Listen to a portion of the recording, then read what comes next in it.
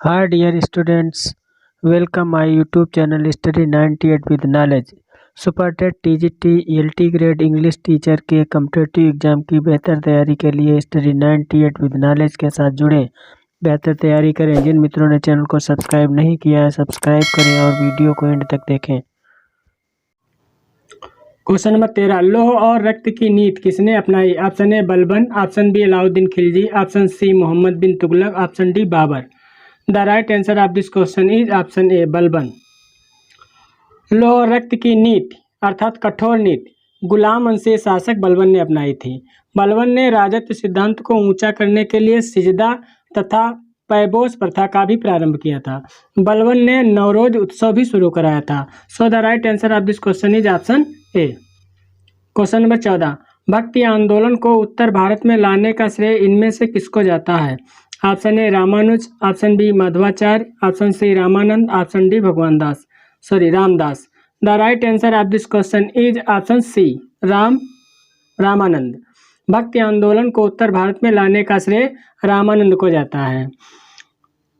इस आंदोलन का प्रारंभ 800 ईस्वी से 1700 ईस्वी के बीच में दक्षिण भारत में आलवार एवं नायनारों द्वारा हुआ था, लेकिन भारत में इसको लाने का श्रेय रामानंद जी को है। So the right answer of this question is option C. Question number 15, प्रसिद्ध विरूपाक्ष मंदिर कहाँ अवस्थित है? Option A Hampi, option B Bhadrachalam, option C Shri Kalahasti, option D Tirupati. The right answer of this question is option A Hampi. Virupaksha मंदिर हम्पी कर्नाटक में अवस्थित है। यह मंदिर भगवान शिव को समर्पित है। So the right answer of this question is option A. Question number 16, Bharat में काजू का प्रथम परिचय किन लोगों ने कराया? Option A Dutch, option B British, option C फ्रांसीसी, ऑप्शन डी पुर्तगाली। The right answer of this question is option D पुर्तगाली। भारत में कृषि में पुर्तगालियों की महत्वपूर्ण देन है।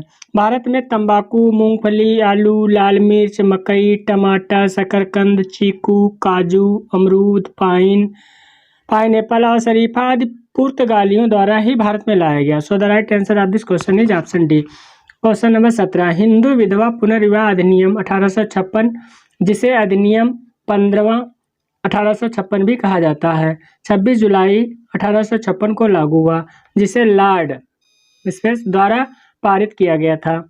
Option A Harding, option B Auckland, option C Canning, option D Metcalfe.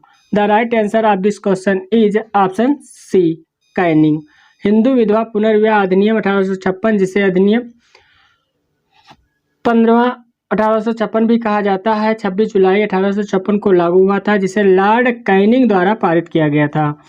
So the right answer of this question is option C.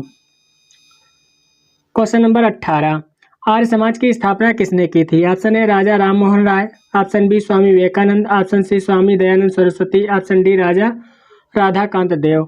The right answer of this question is option C Swami Dayanand Saraswati. Swami Dayanand Saraswati ने आर्य समाज की स्थापना 10 अप्रैल 1875 में की थी। 1875 में की थी।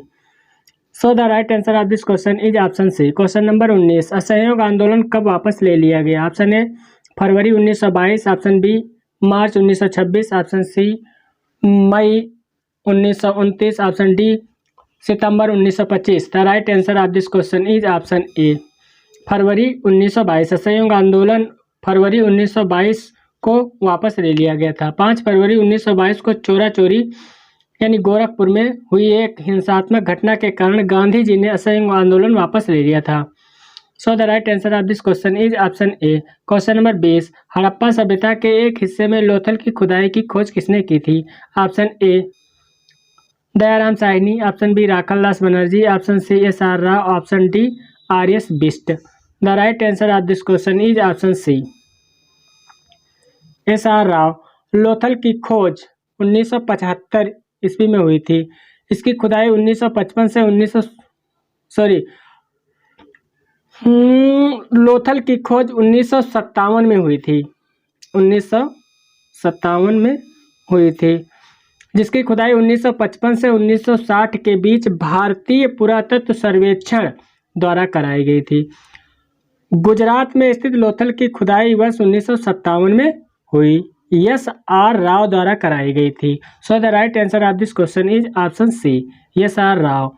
हड़प्पा सभ्यता के एक हिस्से लोथल की खुदाई एस आर राव द्वारा 1957 में कराई गई थी। So the right answer of this question is option C.